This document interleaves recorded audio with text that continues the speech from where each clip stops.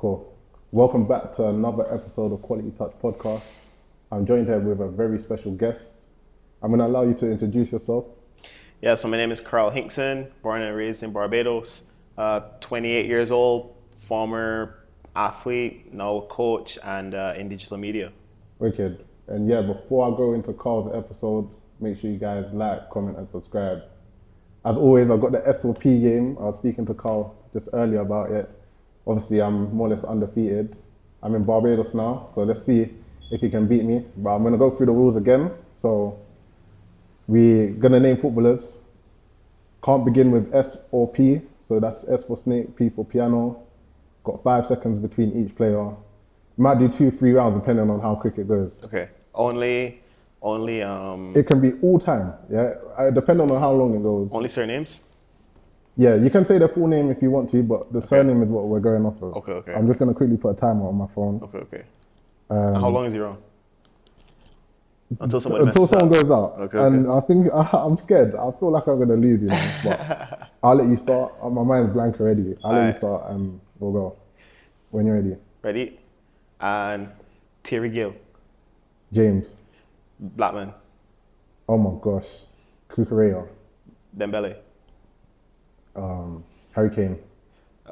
Kante. Madueke. Fabregas.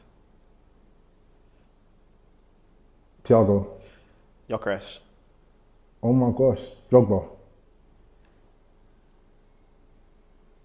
Mainu.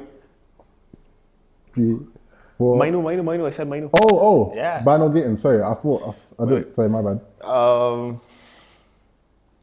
Gerrard. Lewandowski. Coutinho. Robin. Van Dijk. Check. Alisson. Mendy. Konate.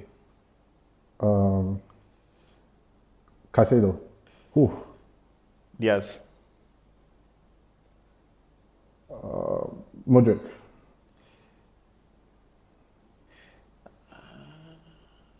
Bellingham. I said Bellingham already. Yeah, I said Bellingham. You got it in time. Modric. Cheeky. Kane. Who's Kane? Harry Kane. I said Harry Kane. You said Harry Kane? I said Harry Kane. Okay, I didn't hear it. All right. Go on then. I don't know if you want to do another one. We've got a bare time. You want to do one more? Let's do one more. I don't remember the Harry Kane though. Nah, definitely. I know I said that one. I know I said that. Okay. We'll do one more. I feel we should put like a limit though. Let's okay, narrow only it down. Premier League? Premier League only. Okay. Oh gosh, I said to you, I can't think of anyone. Yeah, this is hard. All right. You go first this time. All right, cool. I can't even think of anyone. All right, well, all-time Premier League or? Nah. Current Premier League. My days, I'm out. How come my mind's empty? Okay. Yeah. Enzo Fernandez. Mark Gahey. Reece James. Kepa. Oh my days. Jackson. Havertz. Njai. Jesus. Gabriel. Bro, that's insane. Rice. That's a good one. Martinelli. Got that just in time. Foden. Oh, you got it in time. He's gone. De Bruyne's gone. Checky. Haaland. His name Ake. Sterling. Edison. Sterling. Yes, Out. yes. All right, cool. Finally, all right, cool. Wrap that up there, man. That was brilliant. You're quite good at it. So I thought I was gonna go out. I'll be so low. But yeah, going back to your story. Yeah. So obviously you're born and raised in Barbados. How did your story begin? I mean, so the story I tell is usually from a sports side. You know what I mean? Obviously, as someone who went on to become a national athlete, sport has been at the center of my life, I would say, since 11, 12 years old. I've always been an athlete. So even when I was, 3, 4, I was playing all sorts of different sports. Around the time I went to secondary school, cricket is huge in Barbados, much bigger than football. And at that time, I was playing cricket, football, track, chess. I was playing everything, man. And when I got to secondary school, the dynamic changed in that in primary school, you could play this for 3 months, that for 2 months, you know what I mean, and play everything throughout a year. But in secondary school, it's a little bit more serious now. So I was doing everything at first, but what that actually looked like was a whole week, every day after school, I'm going to like football one day, cricket the next day and everything. So I realized that like for me, and just to be able to like keep up with schoolwork and everything like that, I had to choose one. The thing is also that the way how things are structured in Barbados is that usually you play for a club and you play for your school. So for instance, if I was to play, let's say I play cricket and football for my club, I would only ever, for my school, sorry, I would only ever play for my school and I would never play for a club. While somebody could play cricket for their club and school, and then throughout that week, dedicate all their time to cricket and potentially get further in the sport, that type of stuff. So like I kind of had to make the decision, and I made the decision for football. Honestly, it was a little bit egotistical from the sense of saying like, no one else has gone on to do anything like great in football, like why can't I? So definitely had like a very big dream at a very young age, and yeah, just stuck with it. I honestly just love this sport as well. Came quite naturally to me. So long story short, eventually I set my sights as soon as I changed towards like trying to play football, to try to play professional football. And I did some research. This was like, I'm like 12, 13, and I realized that one avenue that I could definitely take is potentially to go through the scholarship route to the US, because when I was about 14, 15, I had the opportunity to play for the youth national team, and playing on that level really showed me that I can compete, but I just need more time training at higher levels to be able to like compete properly with these professional players. And I thought that extending my career in the US was like one way that I could definitely do that, and I do believe that it is once you get yourself into the right environment, and then potentially like pivot towards the professional world after. So just did a long-winded kind of explanation of probably like my football journey up until, you know, university. But yeah, went all the way through school, played for like youth national teams, had the opportunity to play at the Division I level in the US, Southern Illinois University. And yeah, did that up until when I left school. That's a whole other story for a whole other day, college football. We can talk about that more if you want. But 2019, December, was my last season, and that was like my full goal to play professional. So I decided to drop out of university. I had done my undergraduate, so I was doing my master's. So I was like, okay, I can come back and finish my master's. I want to pursue the football thing. Everyone knows what happens in January 2020, even though I had actually put pen to paper to sign to a fifth division team in Germany. So I would have been semi-pro. I thought that was a really, really good next step for me in terms of potentially getting European experience and all that type of stuff. But then, you know, life's just kind of life. And I just happened to be in Barbados when that happened, which in retrospect is probably a good thing, you know, to be around your family. I think Barbados was probably one of the nicest places to be during COVID. So yeah, since then, been based here in Barbados ever since then, and trying to just use my skill sets and the stuff that I was working on to keep pushing and keep sharing the sport that I love. I guess the one thing that I didn't mention is that during my time in university, I started documenting my process online, just sharing information with younger players, because as a player from Barbados, I always just felt as if there was more information that I wasn't getting access to. And at a young age, I always told myself if I had the opportunity to do something similar and give that like information to other people, that's something that I would want to do. And it just very organically happened when I started sharing on social media that it got a lot of attention. And to this day, still building the footy tutor community, and it's going well. So I would say like that's kind of the 360 of kind of my journey. What's so good? So I saw you on Instagram. Yeah, literally everything you're saying. I don't even want to interrupt, but because everything is like this is what I'm saying. This is the whole reason why I've done the podcast. Everything you're doing is like what I'm doing. So I'm like, he's doing what I'm seeing you do the interviews and stuff with players and whatnot. And I was like, you're into sports, everything, studying and whatnot, and you're documenting your story. I was like, he's literally living the same life as me, but abroad. So I was like, I need to, like, that's why I was like, I need to tune in. Like, you're playing in the national team and everything. I said, this is brilliant. Yeah. But I know that I'm going all over the place, but I'm definitely obviously going to speak about the football and the sports. But I wanted to know, like, how's the education system here?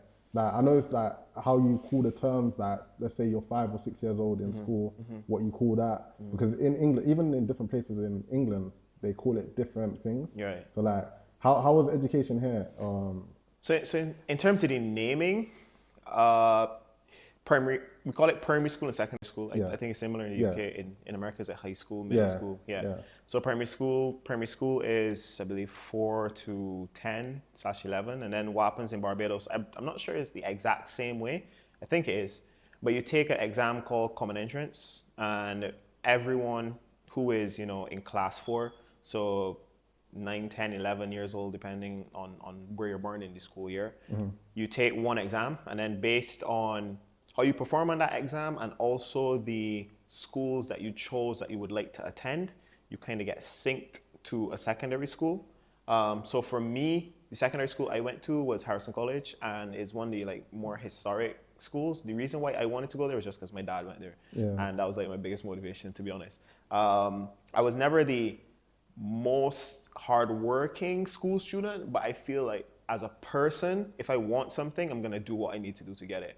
So I was always the guy that was, high C's, B average, but would kill the exams. You know what I mean? Because that's the time to shine, right? And I don't know if that says something greater about me that I need to think about, but but yeah, and then you go to secondary school, and it's we call it first form, second form. I don't know if it's so you know what? I think many years ago, so not my generation, but before it was like that, because what I was saying to my brother actually is you don't have sixth form. We have sixth form, but before the sixth form, which we don't call it fifth form, fourth form, we call it year 7. So basically, primary school. So when you're up to year 6 is 11 years old before you go into secondary school. So year 6 is so we call it year 1, 2, 3, 4, 5, 6. Okay. And when you go into secondary school, it just continues 7, 8, 9, 10, 11. And then year 11 is 16 years old when you pass your exam, do your prom and stuff. And then you can go into sixth form or college. Right. So I don't know why we didn't change this, line it up. So you can still see that it used to be called sixth form, fifth form, fourth form, because they still kept the sixth form name, if that makes sense. But that's the same thing. It's more or less the same thing, but just changed the year 7, 8, 9. I don't know why they've done it like that, but same thing. Yeah, it's not too far from the British system. I think as someone who grew up in Barbados, spent a lot of time in the US, but then I went to the UK later in my life, it really showed me how similar Barbados is to the UK. It's crazy, just in terms of socialization, the way that people navigate spaces, the way the infrastructure is built.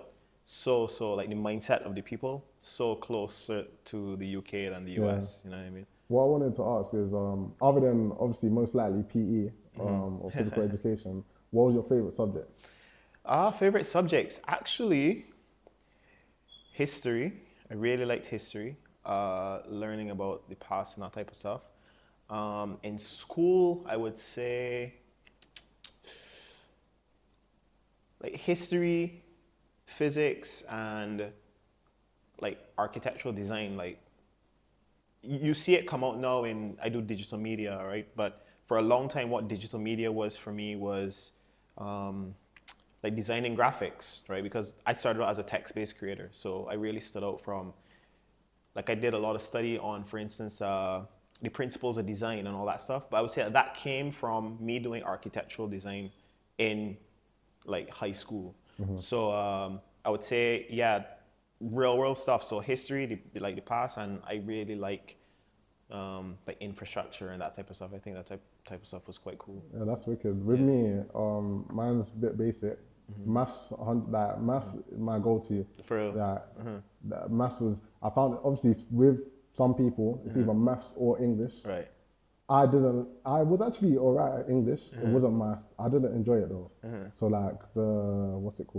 the literature and stuff, the writing, when you write your own story or the language, That's not you. I was brilliant. You see, writing my own poems so my creative stuff, I was good at. But I used to make too many mistakes. So maths was just easier for me. Science, I get you. You know what I mean? I didn't pick history I did geography. Yeah, right. So, because in the UK we had to pick one or the other. Yeah, we did too. Too. Yeah. So geography. The reason why I picked geography is at first I thought I thought, why do I need to learn history? I'm not gonna work in the music. This is what my mindset was Fair at the enough, time. bro. It's fair enough. I realized that it's actually because I enjoy when I've been working in secondary schools when I was older, and I actually enjoy history. But Yeah. I'm like, why do I need to learn history? I'm not gonna work in a museum. Whereas Right. geography, at least I can. Cool. I know what the weather's good. I don't know, but I just thought geography would be a lot better. Yeah. It wasn't really much difference. I think history is actually a better option, to be honest. Depends what you prefer. Yeah, it just but depends, I would say. Just yeah, depends. I did all right. I did all right at school. I passed everything. I Yeah. think apart from one subject, which is I can't remember, but Right. I enjoyed school. Yeah. But still staying on the topic of school before we go back to your sports side and stuff. Do you have any memorable moments, whether they were positive or negative? Of all school or Yeah, like just while you were in school or something that's happened in school. including college or just Yeah. here in Barbados? No, in Barbados. In Barbados? Memorable moments.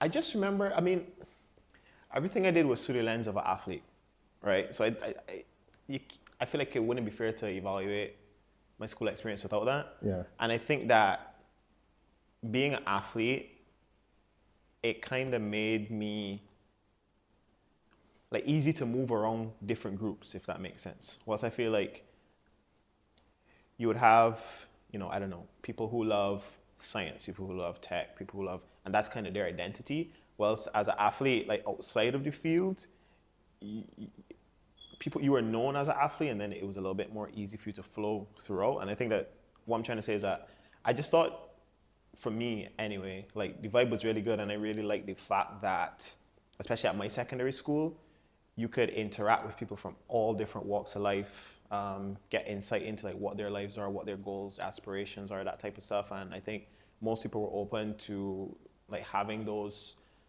conversations, and everyone was, I don't know how to put it, like inspired. Like it didn't matter where they came from. Everyone had their own story, were on their own journey, even if, they were doing music, they were doing this. And so like, that was the coolest thing to me, just being in a melting pot where no matter where everyone came from, you can meet at that level and have what were like inspirational conversations, I would say, like big picture, what was memorable for me from my school experience. With me, I have so many. What was a good thing? I don't know if you lot did the same, but when we were in school and we had a football match, so against another school, we'll leave a bit early. Yeah, so I was gonna say that. So you're like, so the teacher would be like, knock on the door. Can I have DeAndre and a few that? So we're leaving early. We're like, yeah, see you later. See you later. You want my autograph? You know what I mean? Yeah. So that was a good thing. You get to leave school early and stuff. But sure. I've had quite a lot of moments I've said in previous episodes in school that were like, so people can check that out. But yeah, school in the UK, I think is a lot different here. Like there's just so much going on. Like it's obviously, which is kind of bad as well. It's a bit violent where I grew up as well. I've seen quite that it's getting a bit bad over here as far as like violence and stuff like that. It just depends on where you go, you know what I mean? I think that's everywhere though. Yeah, that's exactly. I did say that everywhere. to someone, like, you're going to get things everywhere. Yeah. It's just that what people are being saying is it's a lot worse than in the past. But I think it's because there's a bit more exposure to it. Could be that as well. Because most of especially if people ain't documented or something, Exactly. you're not going to know. But yeah. Exactly. Yeah, going back to your story, yeah. So well, this is what I was thinking about as you were speaking about it. When you went to do your scholarship abroad, were you prepared for the weather? Ooh. Because I know not a lot of people, they're like accustomed to it now. But if it was me, I would be homesick going to a colder environment. To be honest, it was a shock. Now I like actually sit. So I didn't understand what seasonal depression was until after my first year. So I went over in the summer, played football in the fall, and I went straight into season, right? So whilst everyone kind of gets the student, college student experience, go to parties, whatever, I didn't do like any of that for like the first like 6 months, right? Which is fine. Like I was totally about football, like I didn't care. So I just went straight to football, and you're just playing, you're doing like classes. So I'm just in it, right? and I'm just busy all the time, going. And where I was in the Midwest of America, after about, I want to say, August, you don't really get that much sunlight. It's not necessarily snowing, but it's just a lot of cloud cover. And so I didn't realize I was seasonally depressed until I got back to Barbados and I stepped off the plane and I felt sun hit my face and I felt like my whole mood lift.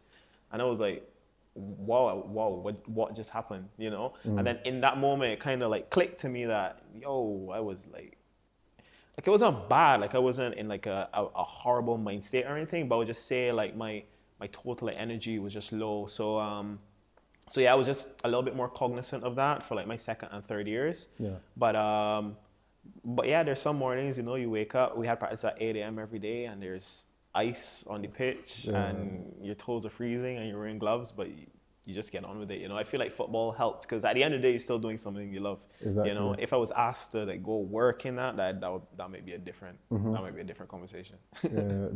Did you go with anyone you knew at the time? No, actually. No, didn't go with anyone I knew. I was the only one from Barbados. There was one other guy from Barbados on like my whole university campus. But the good thing about going as a football team is that like straight away you have like 30 brothers, kinda. And my freshman year that year was quite big. So there was like 7 or 8 of us that came in, and then we all kinda, instantly became a little family, if you want to call it that. Yeah. So that helped. Okay, brilliant. Oh, and one main thing I forgot to even ask you. So I actually know, but so the guests know. What position do you play? Yeah, so if I had to be asked, and if I was to play at a high level or whatever, and I had to like train and try to trial, I would say right back, like right wing back, kind of up and down.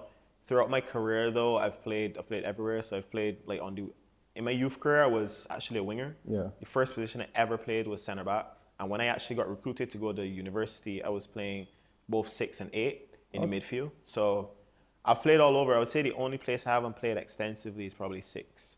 Like throughout my career, I would have played like everywhere else. I've played forward for like my high school. I've gotten like most goals in like lots of tournaments and that type of stuff too.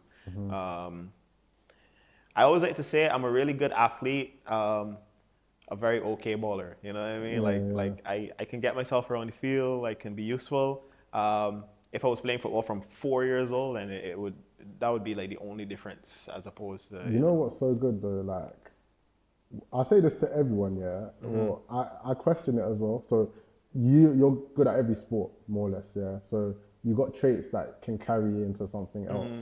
But I've always wondered, yeah. It sounds a bit silly, but like, for example, imagine I didn't pursue football or something else. I might have been the best tennis player. Bro, it's true. I don't think it's silly. And why I don't think it's silly is because when I stopped, let's call it trying to be a professional footballer, right? I used to put like professional footballers and their athleticism and everything at like the top.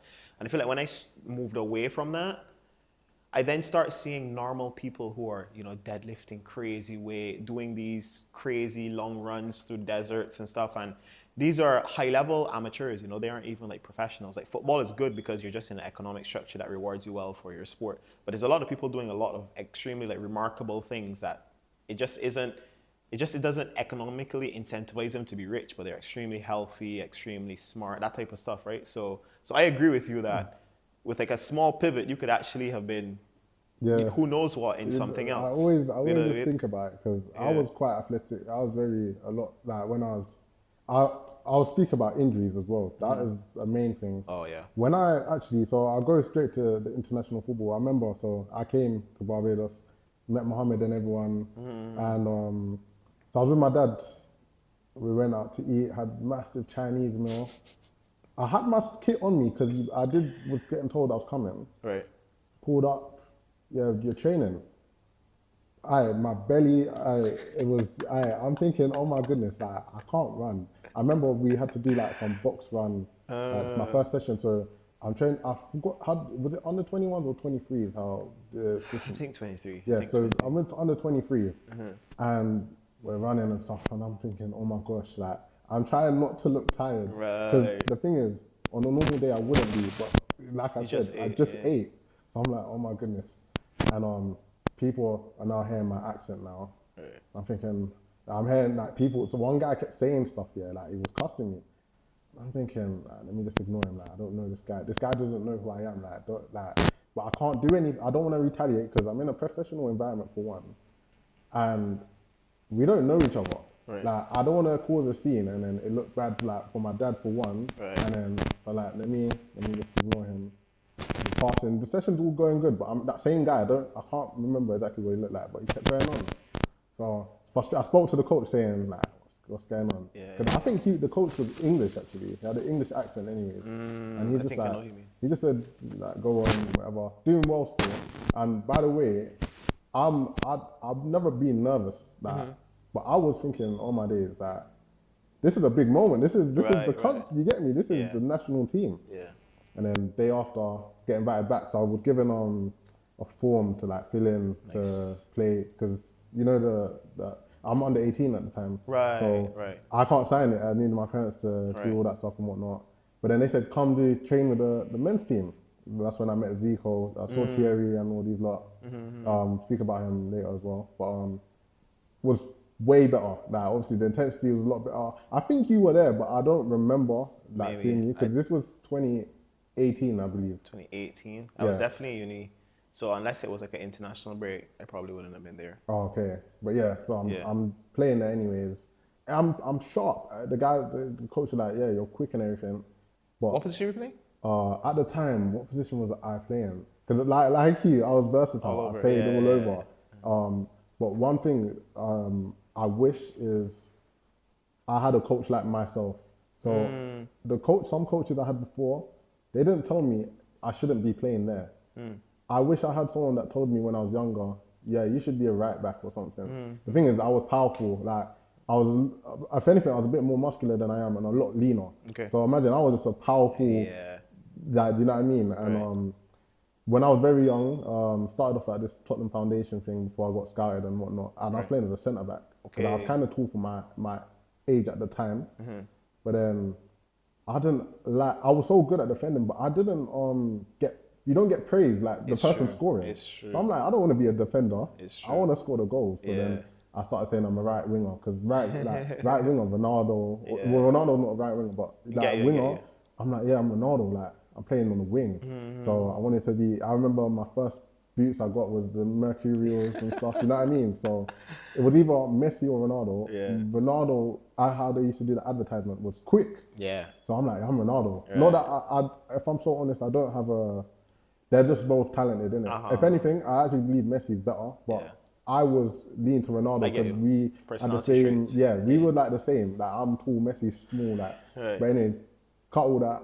Started playing as a striker and scoring loads of goals. School games, I scored every single game. Nice. Every single game. Nice. And then I went to a team and they said I should play centre mid. I wasn't the best technical player, so I don't. But the thing is, as I got older, I was able to use my weak foot.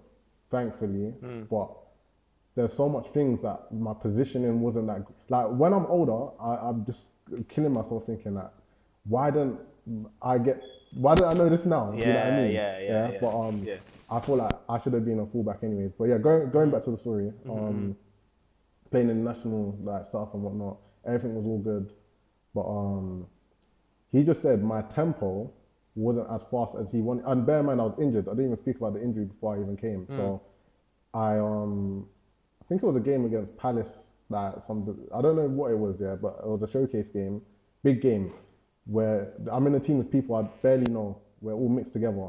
And I'm playing centre back. We're getting moved to. Like, we're getting smoked. I think it was like 5-0.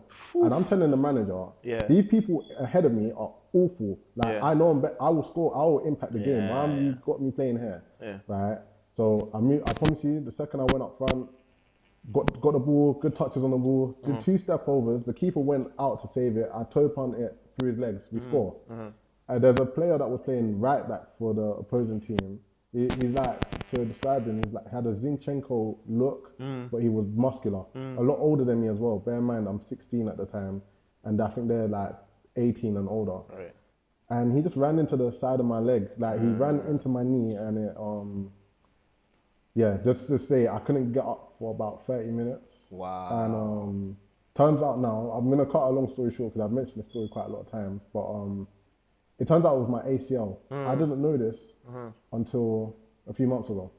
As in? A few months ago now. What? Yeah, so because I've had about 8 MRI scans where just lay in the tube, and they didn't know what was wrong with me because all the cartilage in my knee's gone. Okay. Every time, so when I bend, you just hear massive, that you would know that you would think, what was that noise? You would think someone dropped something. It's my knee. Right. So when I bend down to pick something up, crazy, bang, but obviously it was a lot. It was painful at the time, and I don't know what it was. Doctors telling me, oh, it's my IT band. I'm not stretching enough. It's I'm using a foam roller. It's not helping. But yeah, getting to the point now, I only found out it was my ACL, and I don't understand why they couldn't identify this. Yeah. But so that had a big impact on me. I can't lie. And but yeah, I'm playing, and Mohammed was like to me, yeah, you're doing well, but want you to be a bit quicker for the levels that is here. And bear in mind, I was like, you know what? I don't want to be playing with the youngsters, because remember, some of them were being rude and I don't know them. I don't technically have any friends. So I was like, you know what, I'm going to go back to England and go to college and continue with what I was doing. So you were thinking about moving here to like try to play with the national team? Was that honestly, your thought? Like staying here would have been like perfect, like, because I played with them and everything. But then just like, if I'm not playing, I mean, I was still young, 17 playing 23s is fine. Yeah. But my mindset, I just thought, I want to be in the main team. That's not for me. Yeah. But I did consider it. There were so many things going in my mind. I didn't know. I mean, if I'm honest, I didn't know what I wanted to do at that age. Right. Obviously, if it wasn't football, I was going to go into coaching anyways, because I did a coaching degree in college. Nice. Everything I'd done is sports related, actually. So in my college, which is 16 to 18, did a sports course. Nice. Then I went to university and did a sports coaching and performance degree, and it was with West Ham. So that's how I got to meet like Bowen and all these other lot. And then what's crazy is I didn't want to go to university. I was convinced last minute. That's when I ended up going. Okay. Why didn't you want to go? You wanted to just play? Like, what was it you wanted to do? I could have played there actually, but I didn't even end up playing because I was injured. You know what it was? I've had so many injuries. I could show you a long list. Like broken my toe, my nose. You might be able to tell was broken. That story was ridiculous. But I was just like, get this degree, and because I'm like, I might want to coach academy football, get into academy football, because I'm still involved with football. I don't mind. But then as time went on, even till this day now, so I coach grassroots football. I coach one of the best grassroots teams in England. So we play against academy teams. We've beaten academies. So my team's very strong. And I realized I kind of prefer getting the players into the academy than already coaching in the academy. Like for me, it's a better feeling getting them there, because I'm like, this is something I wanted. You know what I mean? Like I'm pushing you to follow my dreams. You know what I mean? And you're getting a step closer. So, but I mean, I've done a bit of both. I do scouting as well for QPR. Nice. So I'm looking at talent anyways. So I do everything is football based. Yeah. But I'm kind of glad that I went to university, not because of the degree, because if I'm honest, everything I'm doing now, I didn't actually need the degree for it, but it helped me build so much connections, and so many people know me due to going to university. Like, so they're like, oh, do you know this person? I'm like, yeah, I went to university with him. So it was just a bigger platform, and while going there, they took us to England's training ground. We got to do a lot. So it was beneficial, and I'm glad that I done it. On that point, I just want to like interject there too, because I think the question comes up sometimes from players, like, should I go to university, especially in the United States, to like play? And I would say, like, as a person who has went there, that what you said, like, network is probably like the biggest thing that you should think about. So go to a school that either A is like really, really good in an area that once you graduate, this school is known for producing some of the best professionals, or go to a school that just has like a really big name in general, you know?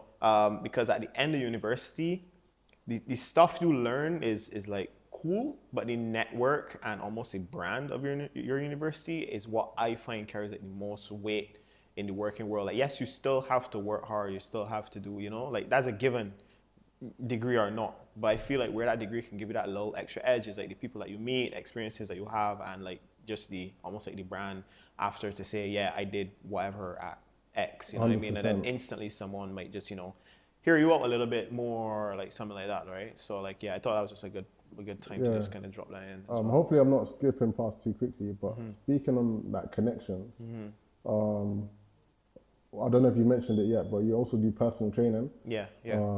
How do you find that as well? So personal training, after I stopped trying to, become a professional footballer, that was around 2023 probably. And the reason why, one of the other reasons why I had started Footy Tutor, this is just to give some background context, right? One of the other reasons I had started Footy Tutor was because I really liked the idea of like digital marketing, online content, that type of stuff. And so I wanted to be able to like have something working for me virtually whilst I was playing. And so when I made the decision to step away from football, I kind of really wanted to explore that path. So I actually spent 2 years working like corporate roles in like marketing firms. So I was working in like location independent firms in like the Canada and France actually, like very, very good experience, like very, very happy that I did it. But around about the turn of the year, I just really had this calling to like just double down on health, come back to that space. And I had studied kinesiology, exercise science at university. So yeah, it happened very, very organically as someone who has tried to do entrepreneurial ventures in the past and felt like I was, spending crazy hours just trying to force things to work. I feel like personal training, since the minute I started, just kind of started growing like very organically in terms of, people reaching out to work with me. And very similar to you, what you said in terms of being able to see players go from grassroots to academy. For me, to see someone who has like a different, self-identity or wants to work towards a better version of themselves, and then after 3, 4, 6 months, you actually see their like whole like physical makeup change. You see them just living a little bit lighter, a little bit happier. Like that is so like fulfilling for me. That, as well as I'm quite involved in football as well, coaching like a U13 team, and I do a little bit of one-to-one training with the players as well. And I think what I love most about coaching sports is, I think as a teacher in general, yes, you're imparting knowledge, but you don't see it manifest in front of you, right? Like sometimes you teach a kid to, take a touch on the back foot or something, and then he does it well in game and puts in a nice pass or something, and it's like, yes, we were, you know what I mean? that moment is like... You know what, I actually recalled that one of the episodes, one of my players, he's got a scholarship at Ipswich Town. Nice. His name is Jojo. So it's a few episodes back. I spoke about how what I used to do. Fortunately, my players were very respectful anyways, because I always told them, obviously there's a way you give your feedback, but I said, whether the session is good or you need to tell me if you enjoyed it and how it can improve you, because, sorry, how it could benefit you, because my aim is to make you better. If you didn't enjoy it or if it didn't help you, you need to tell me, because that's my job. I'm not going to be offended and go home and start crying like, oh my gosh, like my session wasn't good. It's helping me help you. You get me? So, but what I'll do with my players, I will make the session so repetitive until I feel like they've all got it, even though it might not be beneficial for those that are advanced. It's involved in their brain, like it's gonna come naturally. So what I used to do, he would just do like a Zidane step over. And so we used to do a little shuttle things, three different drills, right? The little dribbling, back pedal, and then do the Dan turns. And we were playing it against QPR. Actually, we beat them, I think, 8-0 at the time. It was a good game. And he did the Zidane turn twice, because it was what we had. So it was a throw in, he receives it, dribbles towards the touchline, someone goes to press him, he does the Dan turn, and then he does it that direction, so it looks like he's going that way. And the player, the legs it was all on camera as well, the legs all twisted up, and he beat them and got into the box. We didn't score from it, but I was just like, you see? That's why we do it. You get me? So it's a good feeling seeing people do what you showed them, you know what I mean? Exactly. Man. But yeah, I wanted to speak about, obviously, I wouldn't say as a setback for me, because you not continuing to pursue the dream of being a professional has actually opened so many doors, if I'm honest. But are there any setbacks that you've endured on the way to now? So like after that, or talk about like perceiving and moving past the football thing as a setback. I mean, maybe if you had an injury, it doesn't actually have to be you not continuing football, but on your way there, or if there's anything that made you think, I don't want to do this no more. Yeah. So when I was in university, and I feel comfortable sharing this as well. When I was about 20 actually, I had a little brother that passed away, and when he passed away, that kind of like created this like serious urgency inside of me. It was like, okay, cool, like you really come to terms with your mortality, like seeing someone you had grown with for your whole life then pass away. It kind of just puts, I don't know, it just gave me this urgency, and I was like, I need to go all in to get what I want because I only have one life type thing, you know what I mean?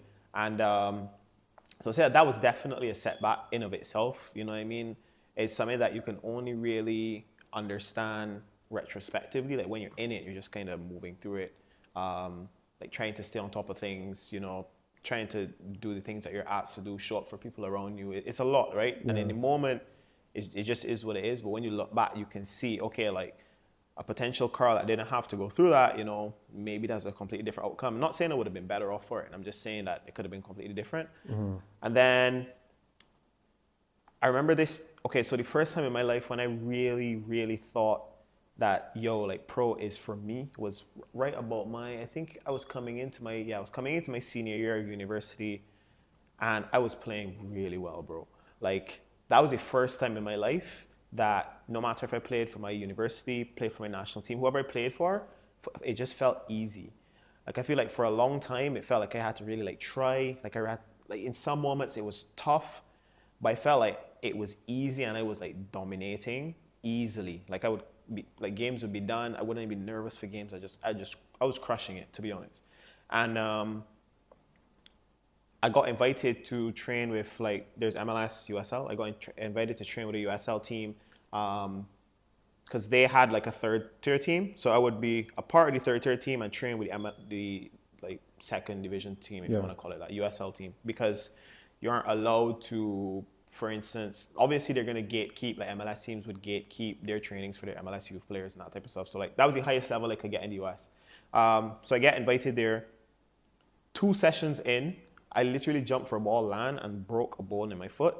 And it was like a stress injury. So they said it would have happened either way. And that's the only injury I've ever had. And it happened right as I would potentially be going for a pro trial. Because if things went well there, the full intent was at the end of that period, potentially move on to, signing me or something like that. Yeah. So I felt like I was knocking on the door and that happens. And then literally, I would say the second time was I got myself back fit, got everything good again.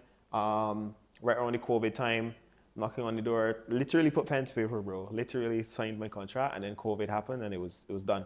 So I'd say 2 of them were the big setbacks, you know? But yeah, for me, they always showed me that there's just always another day, and you just can't dwell, you know? The time lost dwelling is just not worth it. Of course you sit with what's happening and process it and that type of stuff, but you still gotta understand there's something else out there, and you need to just kind of figure out what's next, you know? Facts. Yeah. Yeah, man. I wanted to know as well. Obviously, this is your opinion as well. Do you feel that there's enough exposure over here in Barbados for not just sports? Because even on my days, this is so bad that I forgot his name. Archer. So he's actually my dad's next door neighbor. Crazy. But he represents England. Yeah.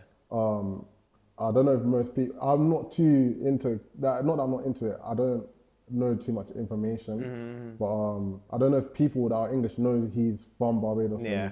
But do you feel more speaking on the football though? Do you think there's enough exposure over here for talents to play abroad, like Premier League, etc.? Yeah, definitely not enough exposure. I mean, no one's looking. Let's be honest, and I don't think that I don't think they necessarily should be looking. You know what I mean? I think there's still a lot of things that need to be done to get to a level where you could like truly say it's worth your time to look. That's not me saying that there's not talent. There's definitely talent here, but I still feel like the platform needs to be built up a little bit more to make it more accessible to like, let's call it teams from the first world or whatever. Things as simple as data, right? So I'm sure a kid who's coming through QPR's academy or whatever, they have all the stats, data, they know how much like ground he's traveled, all the training sessions he's gone to, all these different things, right? And you look at a Barbadian player and yeah, he looks good. He looks like he's doing well in this game, but it's just a feel, you know, you don't really have much to like show and share like who's this player, what is his background, how much years has he been playing, all these different types of things. Like even like a scouting chart breakdown, right? So I think there's still a lot of like back end things that need to go in place behind. But to answer your question succinctly, no, there's not enough. There's not enough exposure. Yeah, there's not enough exposure, but I do think there's a lot. It's not even a lot, but the system, in my opinion, needs to be changed, and I think it could be changed quickly. The good and the bad thing about being in Barbados is that, yes, you could say, okay, you're far behind. But the good thing is that it's so small that if you can get everyone to just buy in, you can make big changes very quickly. For sure. You know what I mean? So what I'm quite impressed with, even though you say that obviously places like England, they're more likely going to be a bit more advanced. But as far as the Caribbean, I feel Barbados is, if not the most advanced island. So not just in football, but as far as like tech and things going forward, like a lot of people from the Caribbean move here. Yeah. You know what I mean? So like how a lot of people in Europe, they move to England for better chances. Right. A lot of people in the Caribbean come here. Yeah. So I see that as a positive, you know what I mean? So things are going in the right direction. Obviously, hopefully in due time, like things can catch up to like other parts of the world. Right. But what I was going to say is what was it? Literally lost it off my mind. I had something I wanted to say. What is it? They it'll come back to me. Yeah. But you got players like that's it. So football national teams like Jamaica, for example, a lot of their players are from overseas. Yeah. Yeah. So people are saying, like we're the best, but if you want to be like organically like people born and raised from Barbados, majority of players are from here. Right. Majority of the players that play for like other like Jamaican stuff, they're actually English or American or something. Yeah. Do you feel that? Do you feel like a kind of way like, let's say there's English players playing for Barbados? Do you feel like they're kind of taking the opportunity away from people that were raised here? Like, does that affect you a bit? Like thinking that you kind of taking my spot. Obviously, do you feel that it's a bit unfair? I get you. I would say I've played on Barbados teams that have been totally local. I've played on Barbados teams that have been a lot of international based players who have Barbadian roots. And I would say as long as the manager can do a good job of managing the bunch from a pure performance side, I think that it is advantageous. Like personally, I never really saw it as like someone from overseas coming to take my spot. I don't know if that's like the privilege of being one of the better players. But for me, my mentality was always one closer to, if this guy is coming to take my spot, then that just means I need to do more, you know? And my core belief, and this may not necessarily be the views of other people, but my core belief is that football in Barbados is still, if you choose to play, you play. It's not earned, right? So I just think there are too many clubs, for instance. So then you find a lot of players who are potentially good enough to play at the top division, playing in like the second or the third, just because they come from an area where like they want to represent their local team and they get bragging rights and like that type of stuff. But if it was a scenario where if you want to play, there's these 10 teams and you have to train 2-3 times for whatever a week, and you have to be at a certain level. And if you're not there, then you lose your spot to someone else who wants it more, right? Like that's how it is in the US. That's how it is in the UK. That's how it is in a pro environment, right? And that's what I was getting myself into. So like I would never see it as, oh, someone else is going to take my spot. It's just, I would see it as, okay, I'm not good enough. It is what it is. Okay. And I think that that's the mentality that potentially needs to be created more in Barbados to get players to really move past mediocrity, is what I would say. Yeah, no, I agree. I hope that's not too harsh, but no, I agree. Yeah. But there's even, before I go on to the next bit I want to speak about, there's a lot of people that I actually know, and some people would know, I'll say there's a lot of people don't know. There's people that have like Bajan heritage. There's a lot, bro. But they don't, people that they represent England or stuff like this. Like, obviously, some of the obvious, like Bino Gittins, he's from here. Tyrone Mings. Yeah, Tyrone Mings, Lewis Skelly. Yeah. Obviously, one of my good friends, people don't, obviously, he's doing very well, but he used to play for Arsenal's youth team and stuff. My friend Mario, they used to call him Mini Saka. Okay. Because he actually plays for Bolton on loan. Okay. So he's playing with Thierry Gill at the moment. Oh, so, for real? Yeah, I know who you mean. I know he's playing on the right wing. Yeah. That's crazy. He's from here as well. So there's a lot of people from Barbados which might not be aware of that should be looking into some players that that people might not know that they're from here. Does that make sense? Like obviously their family and whatnot. Yeah, there's a lot of Bajan talent which people aren't aware of. Yeah, but that's just something people should look out for. But another thing I wanted to know as well is who inspires you, and obviously one of your good friends Thierry, how seeing him go into like the leagues abroad, like playing professionally, and how that's impacted not just yourself but the nation as well. Yeah, so that's two questions. I'll start on the Thierry one because it's a little bit more linked to football, but seeing Thierry's journey has been crazy because the first time I played with Thierry, this was when I was playing at university, and anytime I would come back to play for Barbados, honestly, the level would be a little bit lower than what I was accustomed to in university, right? So I wouldn't say it was a breeze or anything, but it was just a little bit of a lower level. Like that's just what it was. And I remember the first time I trained against Thierry, he was like 16 or 17. I was already young in the national team. I was like 19, and he must have been 16 or 17. Because he was way young. He's way younger than I am, like 4 years or something like that. Yeah. So he gets the ball on the wing, and I'm like, who is this little kid trying to dribble me? So I try to like smash him, and he like baits me, touches it past me, and then like dives on purpose. And in that minute, I was like, okay, this guy's different. This guy's different because I had played against a lot of players up until that point, and no one did that to me. And furthermore, like a 16, 15-year-old. And so I would say the biggest lesson potentially of seeing Thierry's journey was how important it is to have the right team and like parental like advice. I would say the difference between me and Thierry, like my parents aren't necessarily from a sporting background. My parents, they were able to, really elevate themselves from their families by getting a tertiary level education. So for them, that was like a non-negotiable for me. So for them, they could care less whatever else I did as long as I was on a chart to go to university and I graduated with a degree, right? Whilst Thierry, he definitely had that skill from like a young age, but he also had his parents, specifically his dad, who was willing to walk with him and show him what it takes to, go through those levels to become like a high level athlete. And watching Thierry's journey, it just really showed me in terms of, don't get me wrong, he's extremely talented, right? But in terms of creating opportunities for yourself and potentially just making a career out of sports I had wondered for like a very long time of my career whether it's something I could have done or not. And now it's so clear to see that I could have, you know what I mean? Just seeing what Thierry is going on to do. But you need the right people around you. Timing is important.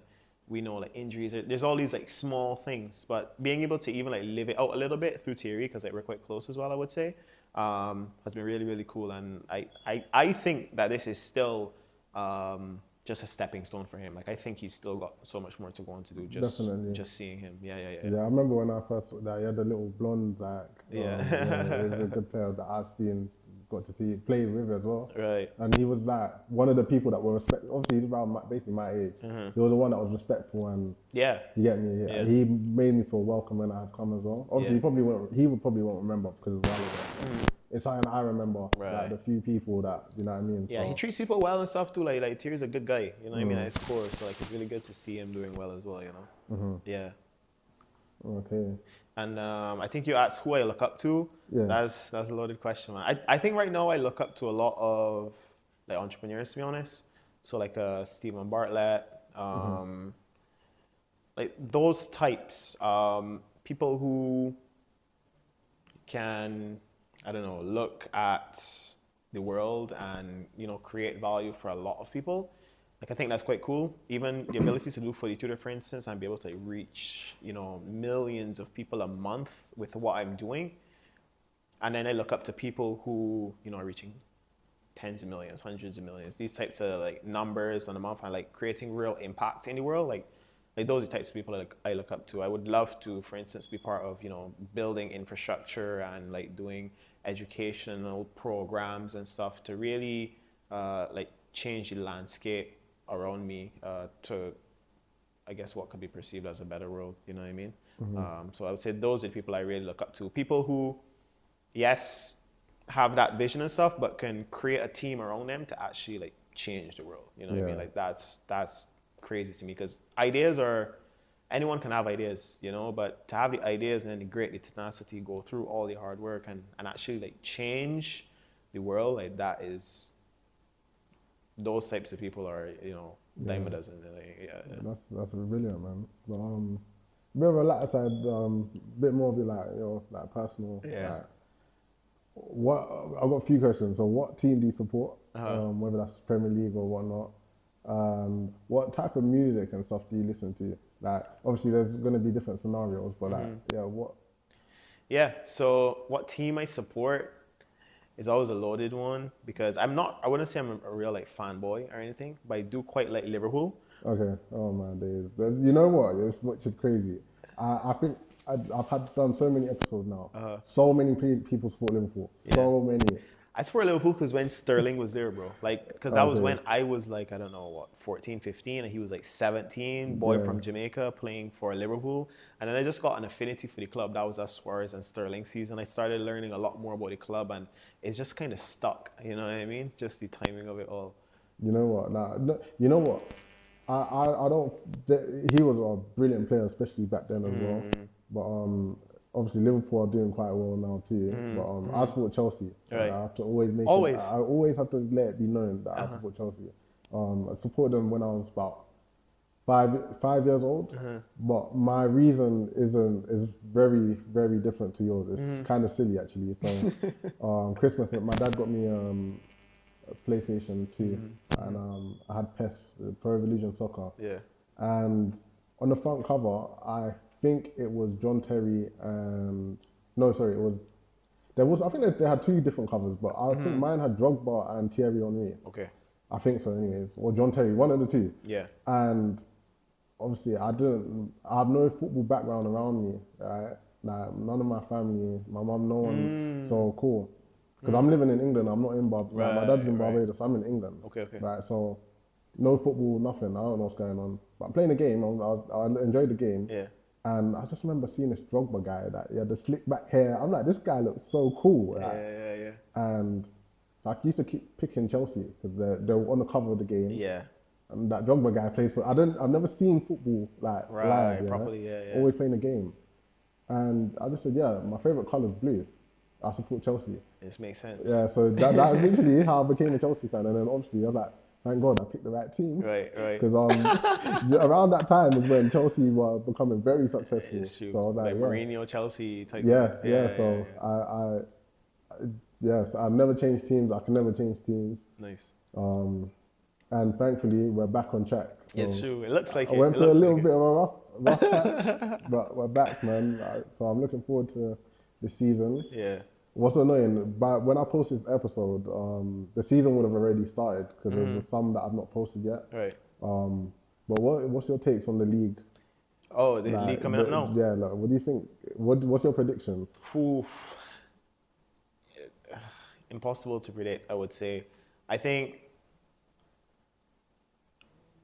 Liverpool, it seems like what they have done, like the business strategy, is to try to win the Premier League in like a very sustainable way. And then once they realize they have a winning team, almost try to build like a moat. Like that's the sense I get. And now they're trying to like do what City did and like push on for like a 4 or 5 years. They've been very aggressive in terms of going after that. And obviously I have that bias as a Liverpool fan. I think that just retaining the core of their team, if these new signings can kick on, I just see it hard for another team to win the league, if I'm being honest. Just based on the fact of how strong their core was, if those players coming in add even more, I see it hard for other teams to win the league. I think Chelsea are going to be like highly competitive. What I like most about Chelsea is honestly Maresca. Like, I think Maresca is a great tactician, and I think that the players are bought in to what he's doing. Like his ability to change on the fly, like PSG in the final, right? Like PSG turned up to play the PSG way. Chelsea turned up to beat PSG. You know what I mean? And that was the difference on the day. And Maresca executed that perfectly. So if he can do that, we'll see how that goes. Arsenal, like I'm still unconvinced, man. I think Odegaard's overrated, bro. And everyone's been getting onto him recently. Yeah, I don't think he's good enough to get you to win a Premier League. I honestly think you take Eze and take Odegaard out. I think that could transform Arsenal. That might be a little bit of a crazy, you know what I mean, whatever. But Arsenal, yeah, I don't know. Still remains to be seen.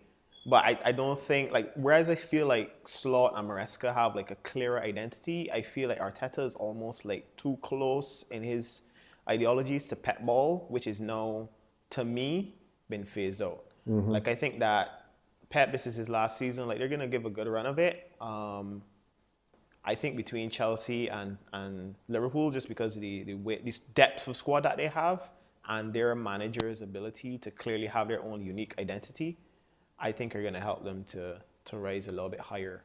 And I'm really interested to see what United does, just because they're United. I have no idea. I want to see, literally the same as me. If I'm honest, on paper, I believe Liverpool are likely to win again. You're right. However, obviously, I'm not being biased. Obviously, I believe Chelsea will be up there as well. But the issue Liverpool may face, similar to Chelsea, it's like, is new players. Right. If they don't gel correctly, it might not work. Exactly. So hopefully, me personally, I hope that happens. But so I believe between Chelsea, obviously Man City, they're always going to be contending. Yeah, exactly. But I think between us three, that's what's likely to happen. Yeah, Arsenal, I don't know, man. I think I don't like talking on people's careers, you know. Gyökeres, he's going to give them 10, 12 goals, you would think, right? Is he enough to push them over the line? I don't know, man. I don't know. It's a lot about keeping players healthy and stuff too, you know, because like if Saka was injured last season, it'll be a different season. We know that, right? But then it's like having the best squad means that even if a player gets injured, you know, you still have that quality to come in and that type of stuff. And my second question is, what music do you listen to? Yes, music. So I listen to a lot of Afrobeats, actually. So a lot of like Burna Boy. I do listen to, I would say, a decent amount of like UK rap too, like Central C, Nems, Dave, that type of stuff. Those are obviously the more mainstream ones. From my time in the US, I did quite like some like US rap, and Amapiano is like chill Amapiano vibes. Afrobeats, Amapiano, I would say is probably, like if you check my Spotify, most of my listen time. I'm like a chill guy, man. Just. You know what? Yeah, when I was in Barbados yesterday, and I felt like I was in the UK, because in the UK, Afrobeat is massive. Like, I was like, I felt like I was in the UK. Like loads of Afrobeats and stuff. You know, even some songs that I hadn't heard in a long time. I was like, wow. So it's good that, because obviously people don't like. People, I don't know, abroad probably think this soca or I don't know, but that's interesting. That it's good to see that it's like we're living the same life. Basically. How about you though? So like music. Oh, you know what's crazy? Literally, it sounds so blunt, but I listen to everything. Like obviously cut out something like classic, like opera. Like, But things that you think of, like like you said, UK rap, US. Don't listen to Joe that much, if I'm honest with you. Obviously, living in the UK and being around it since it kind of started in the UK, it kind of got a bit boring. Yeah. But when I was younger, or for gym maybe, that pumping music. Right. But yeah, like obviously that soca that's down here as well. Yeah, a lot. Like if I had a random playlist, people think what's going on. Like, it just keeps changing. Yeah. But yeah, R&B as well, of course. Hip hop, yeah. Recently, before I came here, I went to a 50 Cent concert. Sick. That was obviously it was right next to my house. Do you know what I mean? So I had to go. Yeah. And because he was my favorite. You know, I don't actually. When I say I don't have a favorite artist, I love a lot of music, but I wouldn't actually pay money. Oh my gosh, I can't believe I don't. It seems crazy, but unless it's like a big concert with multiple people, Right. I don't feel myself paying to see one person. I get you. Because I'm not like a fanboy. I'm not a diehard for anyone. Yeah. It seems a bit mad, but but you would like one or two of their tracks. Yeah, I I wouldn't kill my pockets. Right. You know what I mean? I don't think it's that deep. Yeah. But 50 Cent. That's like a once in a lifetime thing for me. Because when I was like 3 years old, even I used to always dress like him and stuff. So, and the fact that he's performing next to my house, you can't miss that. Yeah, you know what I mean? Didn't have a reason to miss that. Yeah, but so that's. But even football. So when before you don't go out, onto the pitch. Are there any like music that you would be like pre-game ritual and stuff? Yeah. What's your like go-to? So I have one that's just like a mix of songs that like just kind of make me feel happy. But there is some like Afrobeats on there. There's some Dave. It's definitely a little bit more up tempo. A little bit of house music as well. But that's a playlist that I curated. And other than that, I'll just listen to I'll just use the Spotify DJ thing. Okay. And I find that that's just kind of shuffle stuff I'm listening to like right now anyway. So it just kind of puts me in like a decent vibe. To be honest. Yeah. How about you though? What's your go-to pre-game? Yeah, mine's so random. I actually because I'm not actually playing in it. Most of the time, I let the kids that I'm coaching, they can play whatever they want. But there was times we had final. I can't lie. I used to actually annoy my players. I did it on purpose as well.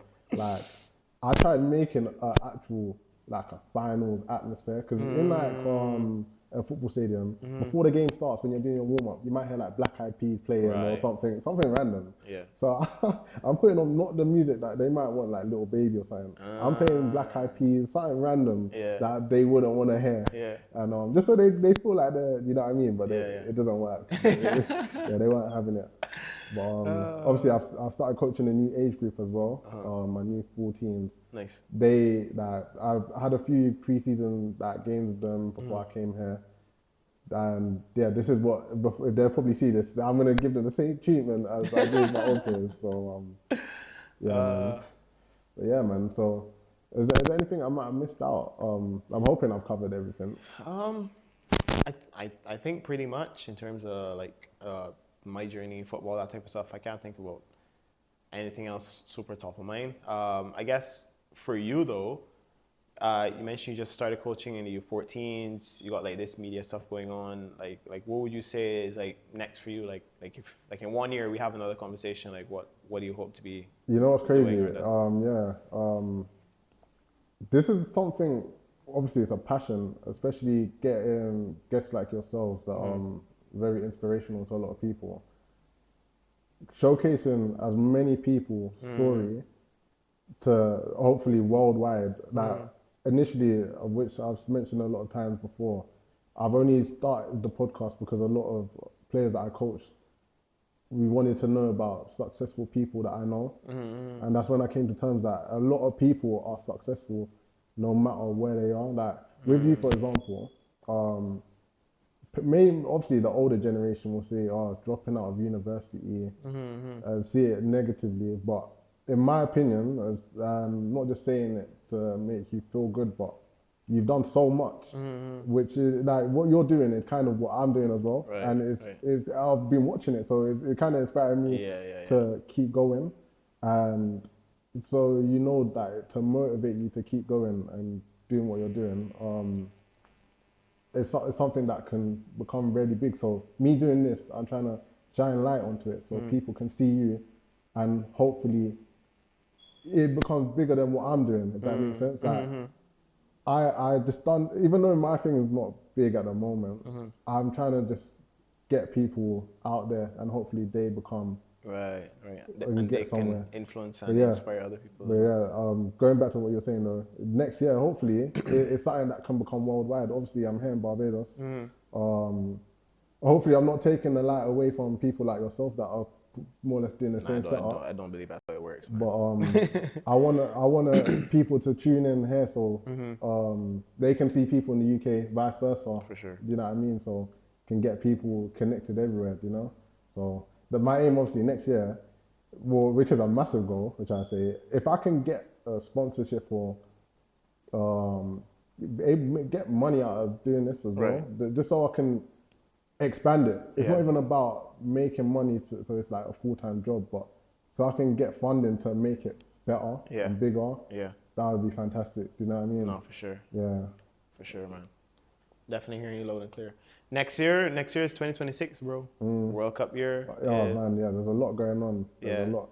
It's gonna be a good year, in my opinion. So that's kind of top of mind for me in general. Like, I kind of saw it from a long way out because I've been doing Footy Tutor like 5 years now, you know, and definitely a part of my inspiration, even when I started, was thinking about the fact that the World Cup would be here in 2026 and thinking there would be a lot of growth towards and beyond 2026. And it's the time's now, bro. So it's like, how do you like capture that? I'm passionate like you about telling stories. Right now, just the way my platform is based, I stick to football-based stories. And I have that performance background too. So like working with, I quite like working with like higher end athletes. I find that, and when I say higher end, I mean just more about the mentality, right? Like the people that want to get better every single day. I'm not really the type of guy that wants to like ask you to do something for yourself, right? If you want to show up for yourself and you want to get better, I'm there to help you be the best version of that you can be. Don't get me wrong, like everyone has a lull, you need like a pickup, you need some guidance or whatever, that's fine.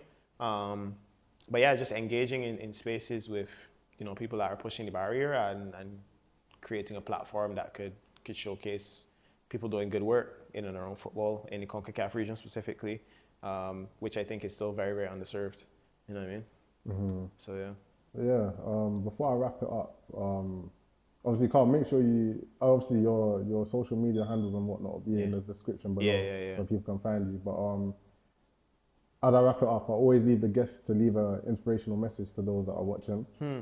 So is there anything that you would say? Inspirational message?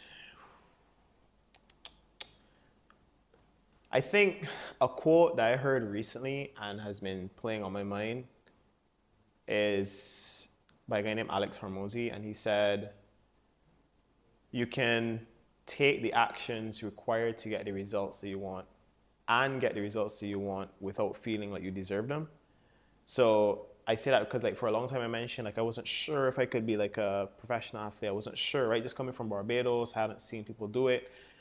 Where I sit in my life now, I feel like had I not worried about that at all, and honestly, it was my choice in the end to not play pro sports. I went on a different journey. If I had continued on that path, I'm sure I would be on some team playing somewhere, right? And that kind of goes to it, right? Like I'm taking the actions now that I like truly believe and make it almost unreasonable for me to not reach my goals in the future. And I would say that's kind of what I'll pass on to somebody. Figure out what it actually takes to get what you want and see if you're willing to do that. Because nothing's easy in the end. Nothing worth doing is easy in the end. You know what I mean? So yeah, like I said before, that the story is brilliant, and honestly, I see you going very far, man. But yeah, this is Carl and his journey to success on Quality Touch Podcast, and thank you. Thank you, man. Appreciate it. Thanks for having me on. Brilliant.